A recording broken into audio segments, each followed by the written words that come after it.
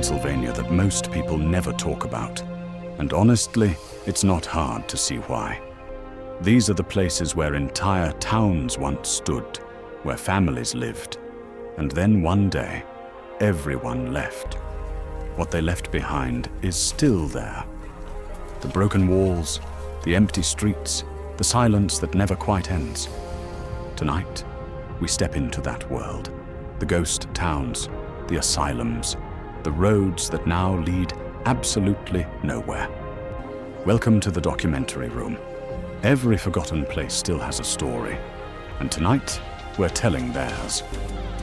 Deep in northeastern Pennsylvania lies Centralia, once a quiet mining town, now one of America's strangest places. In 1962, a fire broke out beneath the town. It burned through the underground coal seams without stopping at all. Here's what makes it truly unsettling. That fire is still burning today, right now, beneath the cracked ground. The earth itself exhales toxic smoke. The roads have split open from the heat, rising slowly from underneath. The government relocated the residents, demolished the buildings, and even revoked the town's official zip code. But Centralia didn't disappear. The streets are still there. The cracked highway is still there. The smoke still rises. It doesn't feel like a town that was abandoned. It feels like a town that was deliberately erased from existence. Yellow Dog Village. Hidden deep in the Pennsylvania woods is a place most people have never heard of.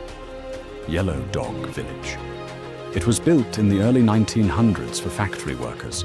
Simple houses, simple lives, and simple daily routines. Then the jobs dried up. The people followed the work elsewhere, and the village was left exactly as it stood. Broken windows stare blankly outward now. Rust slowly eats through everything that the workers left behind. Visitors say the feeling there isn't quite fear. It's something closer to grief, like walking into a paused life. The wind moves through the empty doorways, and sometimes the sound it makes feels almost like a distant voice. Yellow Dog Village doesn't feel dangerous. It just feels deeply, quietly, profoundly unfinished in every way. The Abandoned Turnpike. Not every abandoned place in Pennsylvania is a building. Some of the most haunting ones are actually roads. The old Pennsylvania Turnpike was decommissioned decades ago, and now it stretches endlessly with no one on it. No cars, no lights, no signs of life. Just miles and miles of silent asphalt slowly returning to the earth. And then, the tunnels. Long, dark passages carved straight through the mountains, cold and completely silent inside. When you step into one, the daylight vanishes almost instantly.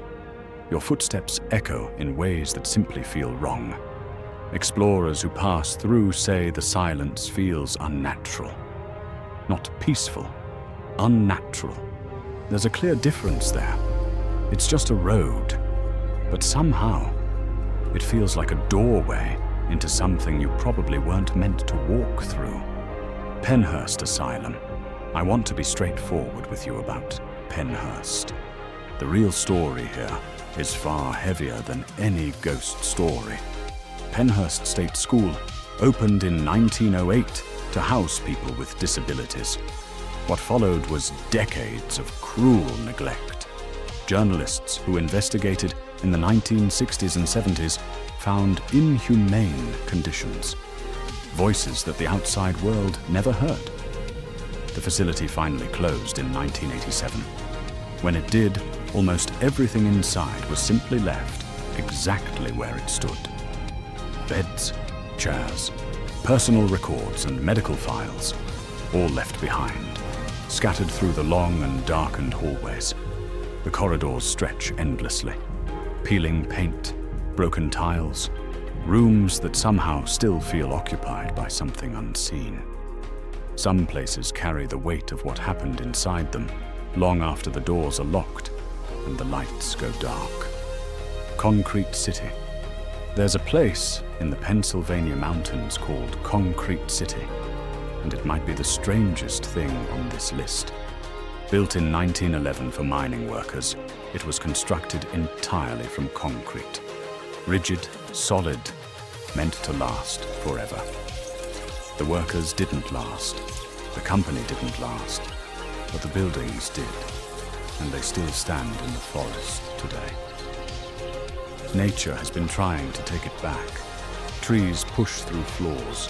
Vines crawl steadily up every grey concrete wall. But unlike wood, concrete doesn't yield easily. The structures just sit there, stubborn, grey, and completely unmoved. The contrast is deeply unsettling. Living green nature pressing hard against something rigid, lifeless, and refusing to fall. Concrete City was never supposed to be empty, but it has been empty longer than most of us have ever been alive. Pithole. In 1865, Pithole, Pennsylvania simply did not exist. 1 year later, it had a population of 15,000 people. Oil did that. The boom brought hotels, newspapers, and a post office, all appearing within just a few short months. And then the oil ran out, and the people left, just as quickly and completely as they had arrived in the first place. Today, the forest has taken back everything. You could walk through that land and never know a town had ever stood there. Only faint outlines remain in the earth, subtle depressions marking where the streets and buildings once actually stood. Pithole is proof that some things don't get to be remembered. Some things just vanish without leaving much trace at all. It's not haunting in a ghost story way. It's haunting because it makes you wonder what else history has quietly erased. In Philadelphia stands a prison built around one specific idea, that total silence could actually rehabilitate a person. Eastern State Penitentiary opened in 1829. Prisoners were kept in complete isolation, with no human contact whatsoever. The theory was that solitude would force reflection, that quiet would lead to genuine remorse and inner transformation. What actually happened was psychological collapse. Prisoners broke down in those cells. The silence was destroying people.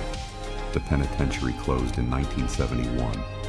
Today it sits crumbling in the middle of Philadelphia, massive, dark, and unavoidable. Inside, the corridors are dim and long. Sunlight barely enters. The cells are exactly as they were left on closing day. A place built around being watched never loses that feeling. Visitors still sense it today. Eyes that simply never left. Scattered across Pennsylvania are dozens of old factories and mills that nobody seems to talk about anymore today. These were the places that powered entire communities.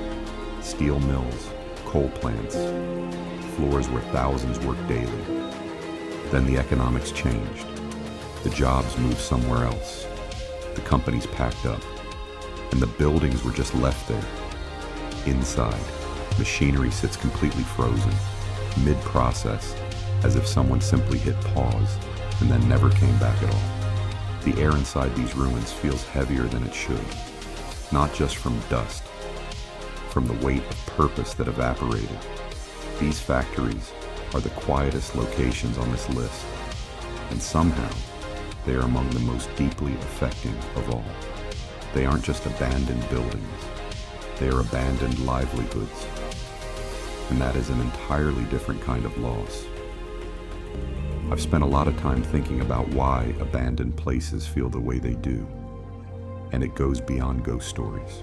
When a place is built, it carries intention, the energy of the people who used it, who lived it, who called it home. When all of that ends suddenly, and the silence rushes in to fill every corner, something stays behind. Something lingers. Call it memory, call it atmosphere, call it psychology. Whatever name you give it, visitors keep reporting the same things. Cold spots, sounds with no clear source, the persistent and deeply uncomfortable feeling of being quietly watched. I'm not here to tell you what to believe. But when many people in many different places describe the exact same experience, something is worth paying attention to. These places aren't just abandoned, they are unresolved. And that is the difference. Behind every single abandoned place on this list, there is a human story. Real people, real lives, real decisions made. Centralia wasn't just an accident. Pennhurst wasn't just neglect. Eastern State wasn't just a misguided, failed experiment. These places are the physical evidence of choices. Choices made by governments, corporations, and communities over time. Some of those choices were mistakes. Some of them were something considerably darker and more deliberate than just mistakes. When we explore them, even from the safety of watching a video, we aren't simply looking at historical ruins and decay. We are looking at history that hasn't been fully processed yet. History that is still asking questions without clear answers. There's something strange and real in decay. Underneath it, there is always a story that deserves to be properly told. If you ever find yourself near one of these places, Centralia, Pennhurst, Eastern State, remember one simple thing. Go slowly. Pay real attention. Because these are not tourist attractions. Real lives unfolded in these exact spaces. Respect what happened there. Respect the silence. And trust what you feel when you're standing inside these empty rooms. Sometimes the most unsettling part of a place is not what you can physically see when you look around inside it. It's what you cannot explain. The feeling that settles over you without warning, without reason, without clear source at all. In those moments, these places reveal exactly what they truly are. Not ruins, not history, but something far more lasting. Reminders that some things do not simply disappear just because we have decided to stop looking at them for a while. This has been The Documentary Room. Subscribe for more stories like this. There are hundreds more, and I'll tell everyone. Until next time, stay curious, stay aware, and never walk past a story without taking a moment to stop and truly listen.